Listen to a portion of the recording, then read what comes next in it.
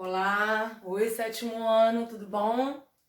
Vamos à nossa quarta aula então, né, com um novo capítulo 4, Origem da Vida.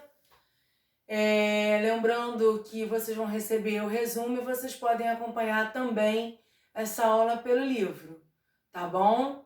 Então, não se preocupem caso esteja ruim para visualizar aqui os slides, mas eu acredito que não vai estar ruim não. Então, vamos lá. A origem da vida. Introdução, né? De onde viemos, como surgimos, como tudo começou. Isso daí é uma curiosidade que ela já vem de muitos e muitos anos e que diversos cientistas já vêm pesquisando, tentando descobrir alguma coisa sobre isso. Esse capítulo que a gente vai dar hoje, na realidade, são diversas hipóteses, diversas teorias criadas, tá? Através de estudos, mas que não se pode afirmar nada, né? Na realidade, assim, algumas coisas até eles chegam a uma conclusão por causa de estudos, tá? Mas assim, eu vou falando, né? Conforme eu for explicando. Não podemos afirmar nada, porque na realidade nunca eu acho que vamos chegar a uma conclusão de realmente como surgiu o planeta Terra, da onde a gente veio, né? Da onde vieram os primeiros seres vivos. Na realidade, o que nós temos são hipóteses, tá? Nós não temos nada concreto com relação a isso. Bom, como surgiu a Terra e sua atmosfera? Essa é a teoria mais aceita, mas é uma teoria. Poeira e gases giravam ao redor do Sol. Com o tempo, essas poeiras e esses gases se aglomeraram, mas não tinha condição de sobrevivência, tá? Isso há mais ou menos 4,5 bilhões de anos. E aí, o que acontece? Essa união dessa poeira com esses gases formou o planeta Terra. E aí eles acreditam que depois ela foi envolta por lava de vulcões. E que vulcões? Né? Se era uma coisa gasosa. Já começamos daí, né, uma lacuna a ser preenchida. Bombardeada por asteroides, a Terra foi esfriando e formando a crosta terrestre. Bom, aí formou-se a atmosfera. Como é que formou? Gases que vieram debaixo das rochas expelidos em forma de fumaça pelos vulcões. Mas que vulcões? Né? Como os vulcões apareceram? Então, é uma teoria, é uma hipótese, né? É uma hipótese com diversas lacunas a serem preenchidas. Quando vocês lerem no livro, vocês vão ver também, não é só que a coisa não fica muito bem amarradinha, bem explicadinha, tá? Nem no livro, nem no resumo. São lacunas que eu acho que não vamos nunca, acredito eu, chegar a uma conclusão aí, para preencher essas lacunas, tá? Na realidade, o que eu vou passar para vocês são as teorias mais conhecidas e mais aceitas atualmente, né? E algumas que não foram aceitas. Mas, na realidade, não dá para assinar embaixo nenhuma dessas teorias. Foram lançados na atmosfera gás carbônico, vapor d'água, nitrogênio, metano, amônia, monóxido de carbono e gás hidrogênio. E aí, a partir do momento que apareceu o gás carbônico, acredita-se que começou, então, os primeiros seres fotossintetizantes começaram a surgir, que são seres que fazem o quê? Fotossíntese. Fotossíntese, processo pelo qual alguns seres conseguem absorver o gás carbônico para produzir o quê? O próprio alimento. Não é para respirar, é para produzir o próprio alimento, né? E aí, então, a partir do momento que foram fazendo fotossíntese, liberavam oxigênio para a atmosfera e esse oxigênio ele foi se acumulando até hoje, né? Ele se acumula na realidade. Só que hoje em dia a gente tem um ciclo muito maior, um gasto muito maior, enfim.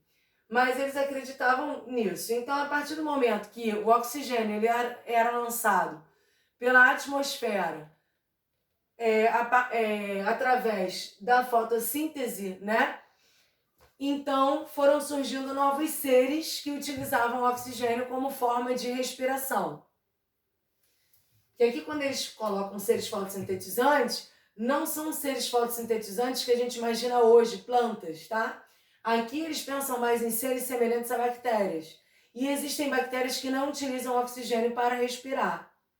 Elas utilizam muitas das vezes até o nitrogênio. Então, como já tinha nitrogênio e tinha gás carbônico, dava para respirar e fazer fotossíntese. E aí, as hipóteses, né, sobre a origem da vida. De onde surgiram esses seres fotossintetizantes? De onde eles vieram? Bom, e aí temos aí, começando a nossa primeira teoria, a teoria da geração espontânea ou a biogênese.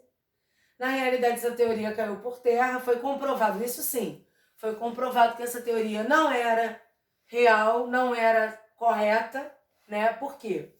Porque alguns cientistas acreditavam que os seres vivos se originavam de elementos não vivos. Para isso, eles fizeram uma experiência. Eles pegaram um pedaço de carne, colocaram num vidro, mas sem nenhum tipo, sem fazer esterilização nenhuma, e dali eles começavam a ver que a carne entrava em decomposição. E surgiam larvas, né? Só que assim, eles achavam que essas larvas que surgiam, elas vinham da carne. Elas vinham, entendeu? Elas surgiam assim misteriosamente, milagrosamente da carne, né? E então eles criaram essa teoria, dizendo que os seres vivos vinham de elementos não vivos. Na realidade, hoje a gente sabe que não tem nada a ver. Na realidade, como eles colocaram a carne num recipiente que não tinha esterilização nenhuma, a carne entrava em decomposição e micro-organismos conseguiam chegar ali para decompor a carne, né?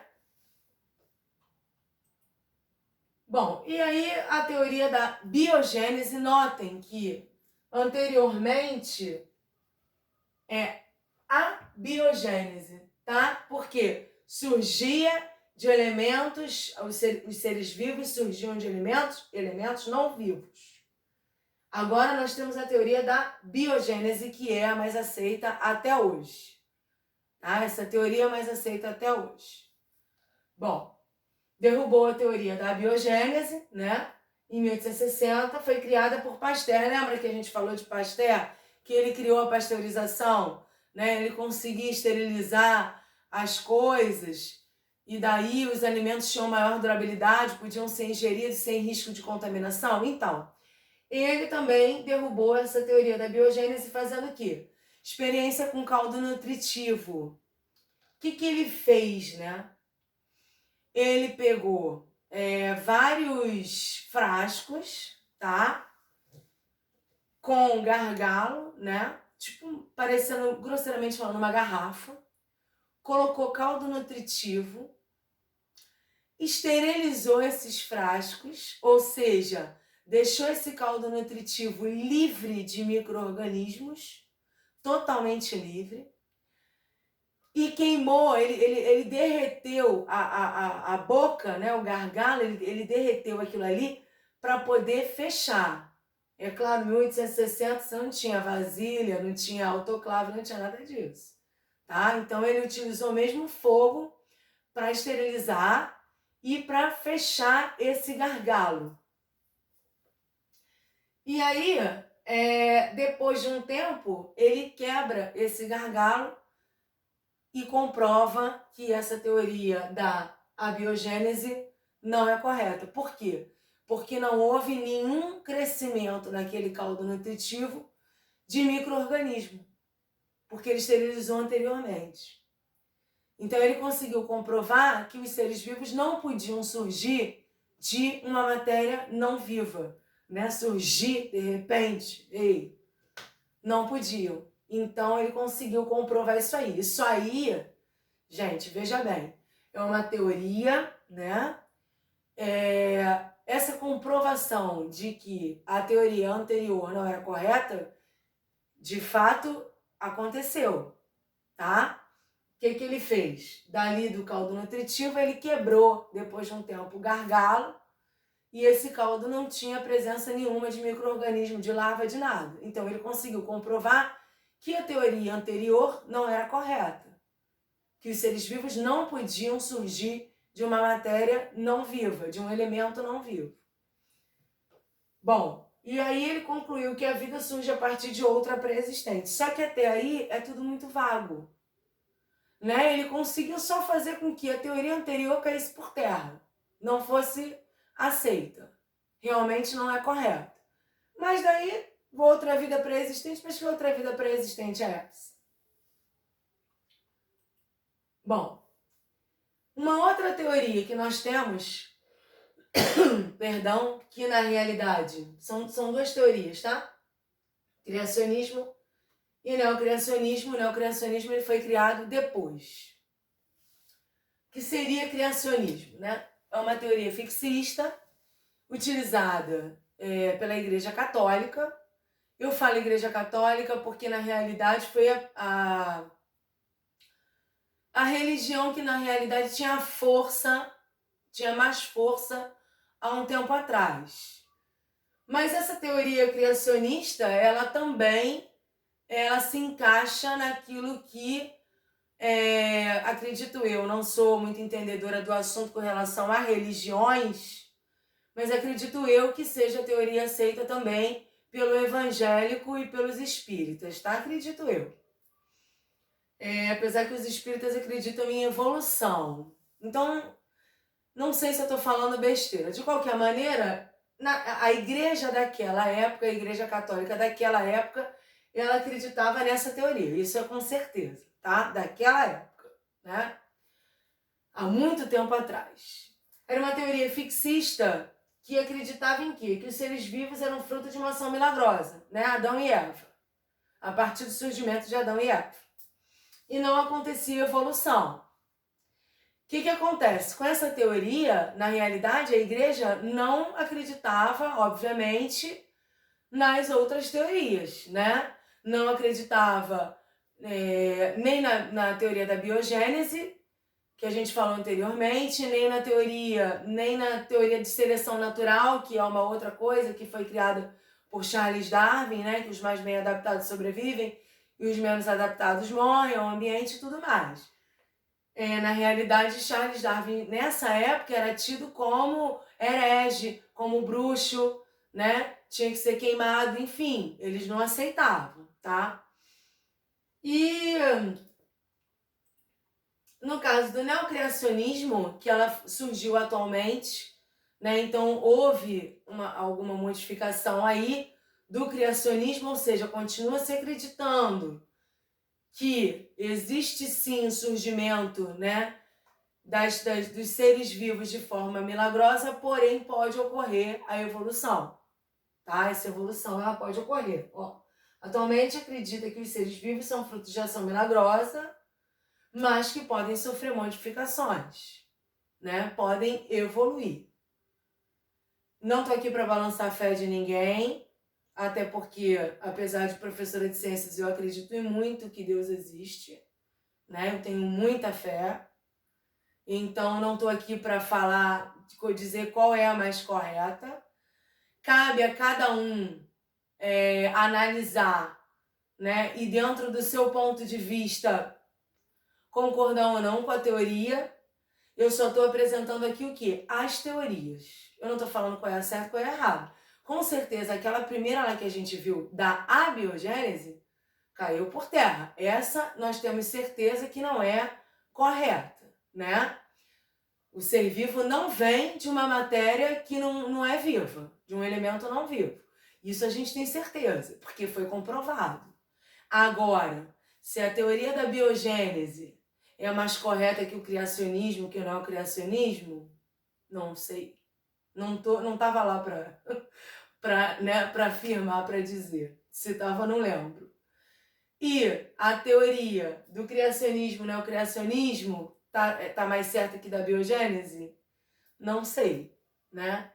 Eu, na realidade, tenho uma teoria particular. Quando a gente voltar às nossas aulas presenciais, eu até falo para vocês, mas na realidade também é uma coisa criada da minha cabeça. Também não é para ninguém, a professora falou isso, é isso que é o certo. Não, eu não sou cientista, né? Eu sou professora de ciências.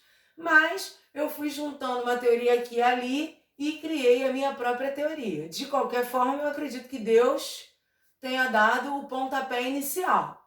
Isso eu tenho certeza, não posso dizer que tenho certeza, porque não estou aqui também querendo pregar, obrigar ninguém a acreditar em Deus, mas é o meu pensamento. Para mim, Deus deu o pontapé inicial. Agora, da onde ele veio, como é que foi isso?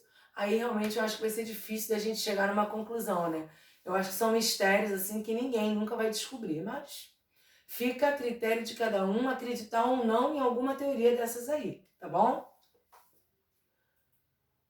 Os primeiros organismos vivos, olha só, outra coisa que também vem estudando, que é objeto de curiosidade até hoje.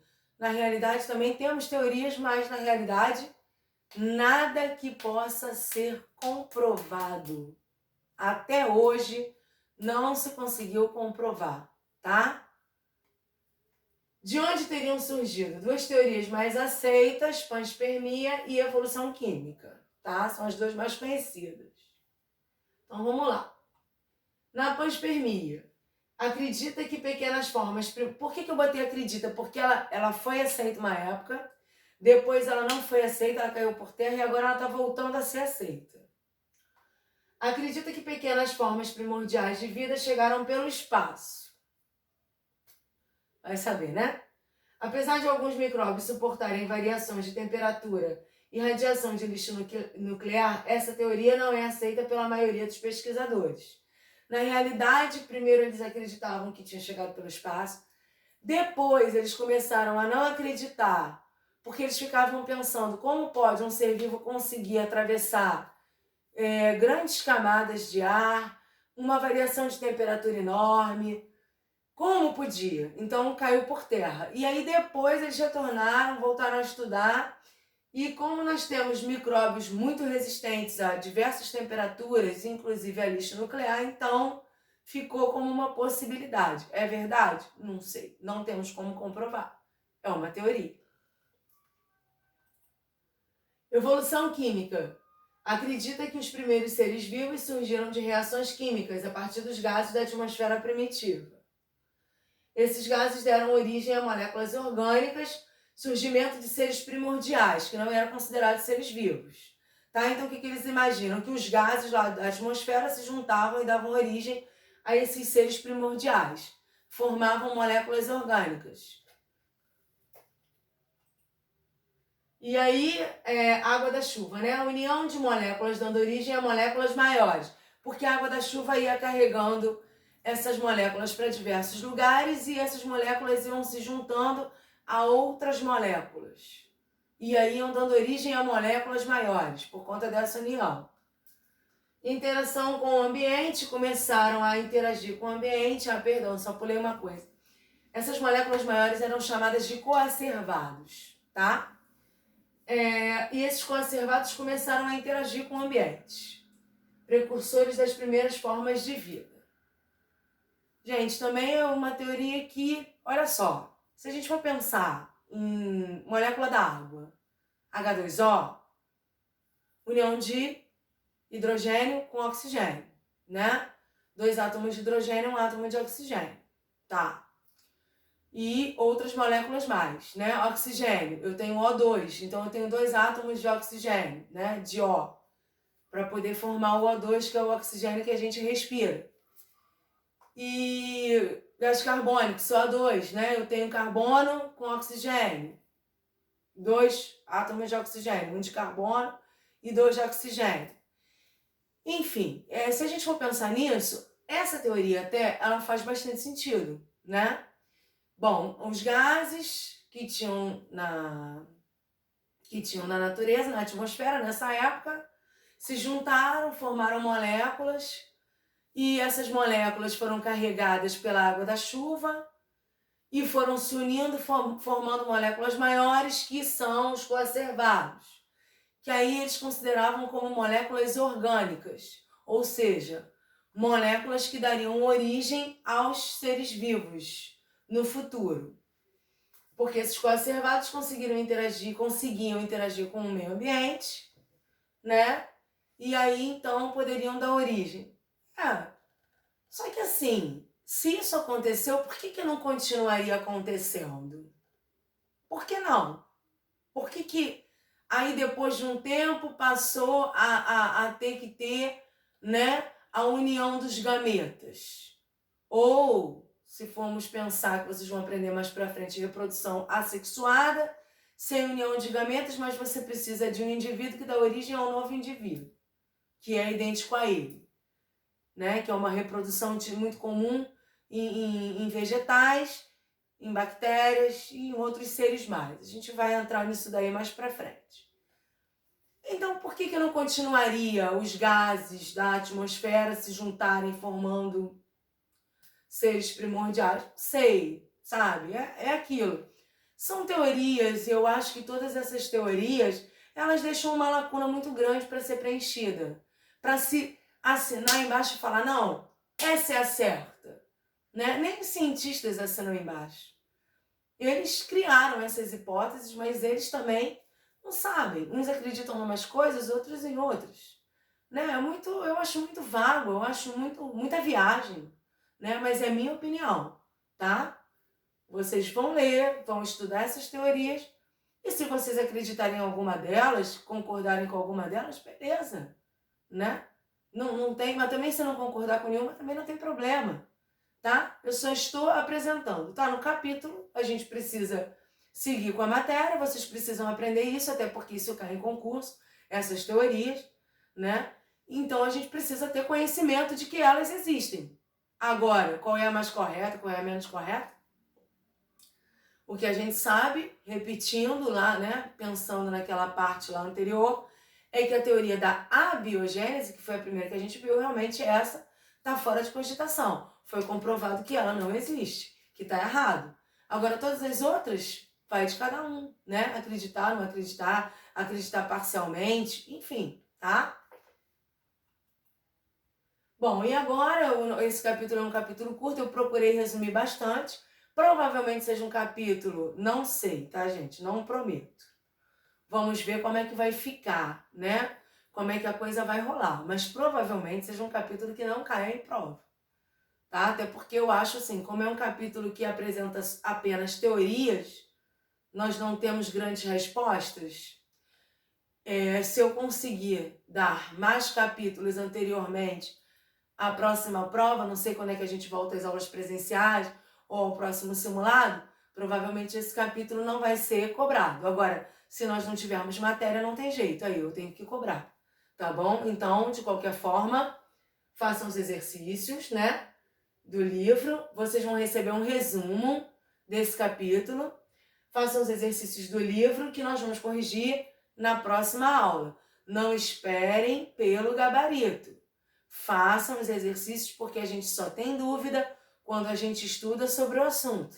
Se a gente não estuda sobre o assunto, a gente não tem dúvida, porque a gente não faz nem ideia do que seja, né? Então, por favor, façam os exercícios para depois, na correção, vocês poderem até tirar as dúvidas de vocês se surgir na plataforma, tá? Vocês podem ir lá na plataforma tirar dúvida, eu estou à disposição.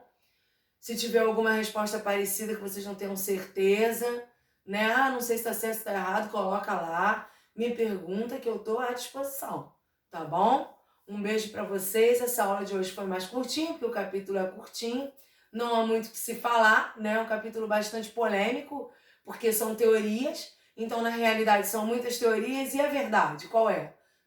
Não sabemos, ninguém sabe, nem os cientistas, tá? Então, foi rapidinha a aula, mas o que importa é que vocês tenham aprendido. Qualquer dúvida também sobre alguma explicação, é só perguntar lá na plataforma. Tá bom? Espero que tenham gostado. Beijo grande e até a próxima.